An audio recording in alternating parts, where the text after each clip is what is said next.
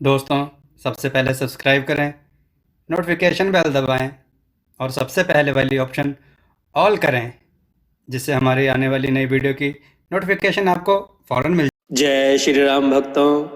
दोस्तों, ये कथा हास्यप्रद भी है और बहुत मनोहर भी है। आज की कथा है चतुर ब्राह्मण को नौकर की चुनौती। बहुत समय पहले की बात है। किसी गांव में एक बुद्धिमान ब्राह्मण रहता था।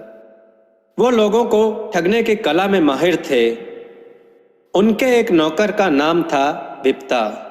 वह भी ब्राह्मण के साथ रहते रहते उनकी चतुरपन कला में 19 ना रहा।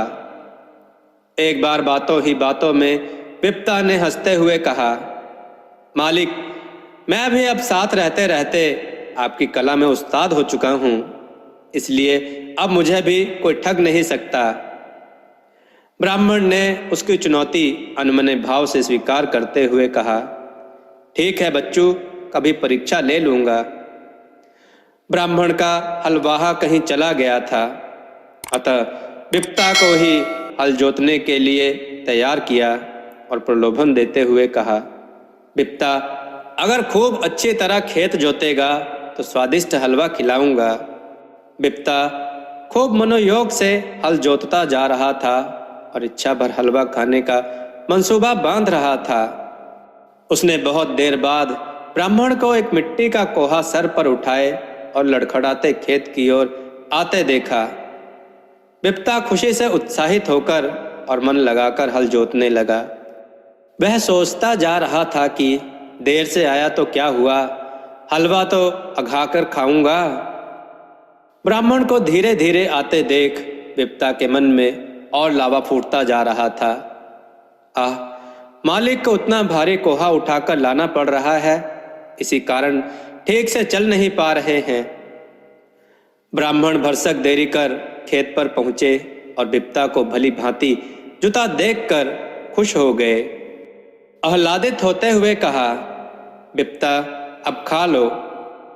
वह मुंह हाथ धोकर आया और अंगोछा उठाकर कोहे में हाथ डाला। यह क्या, हाथ तो अंदर तक चला गया जहां थोड़ा सा हलवा रखा था। भूख से तिलमिलाता विप्ता आकाश से गिरा। उसने झुंझुलाते हुए कहा, मालिक, आपने यह क्या किया? कहा था कि हलवा खिलाऊंगा।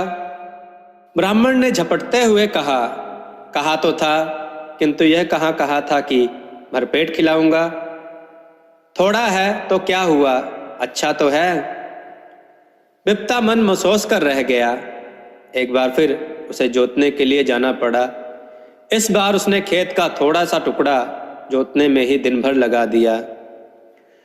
ब्राह्मण खाना लेकर पहुंचे और खेत देखकर क्षुब्ध हो गए। उन्होंने झुंझुलाते हुए कहा, विप्ता, तुमने तो हद कर दी, दिन भर में बस आधा धुर। विप्ता ने विजयी मुस्कान में कहा, मालिक, कम है तो क्या हुआ, अच्छा तो जोता गया है ना। मिट्टी तो देखिए, आटे के समान हो गई है। ब्राह्मण ने डपटते हुए कहा, इतनी ही जुताई से पूरे में खेती हो जाएगी। विप्ता ने सहजता से कहा, थोड़े से स्वादिष्ट हलवे से जब पेट भर सकता है, तब थोड़ी सी अच्छी जुताई से पूरे में खेती क्यों नहीं हो सकती। ब्राह्मण दोनों हाथों से सर पकड़कर बैठ गए। उन्हें स्मरण हो आया और विप्ता से कहा, तुम सचमुच मुझसे 19 ना रहे, अब तुम्हें कोई ठग नहीं सकता। दोस्तों, आपको यह कथा कैसी लगी, अपने विचार और सुझाव कमेंट में जरूर दें। हमारी कथाओं को लाइक करें, हमारे चैनल को सब्सक्राइब करना ना भूलें। हमारी कथाओं को शेयर जरूर करें, जिससे लोगों को अच्छा ज्ञान प्राप्त हो। जय श्री राम भक्तों।